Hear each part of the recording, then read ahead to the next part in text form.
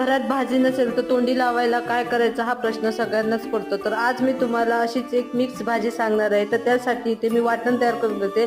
तर मिक्सरच्या भांड्यामध्ये मी सुकं खोबरं घेतलंय, मिरची घेतली, आलं घेतले आणि कोथिंबीर घेतली। इथं मी लसूण घेतलेला नाहीये आणि त्याचं छान असं ओबडधोबड वाटण मी तयार करून घेतले। त्यानंतर माझ्याकडे थोडीशी शिमला मिरची होती ती कट करून घेतली, बटाटा घेतलाय, वांग घेतले आणि कांदा, टोमॅटो आणि कोथिंबीर कापून घेतली।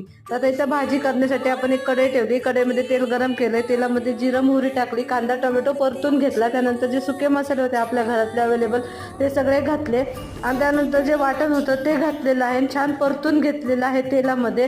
त्यानंतर आपण पहिल्यांदा बटाटा आणि वांग घालणार आहोत, वांग छान तेलामध्ये परतून घेणार आहोत, मीठ घालणार आहे, मीठ घातल्यामुळे ते पटकन शिजल आणि झाकण ठेवून झाकणावर पाणी घालणार आहोत। पाणी 5 मिनिटं गरम झालं की नंतर झाकण काढून परतून घेणार, राहिलेली शिमला मिरची घालणार आणि गरम पाणी घालून ही भाजी आपण छान शिजवून घेणार। तर इथे आपली मिक्स बटाटा वांग ढोबळी मिरची मिक्स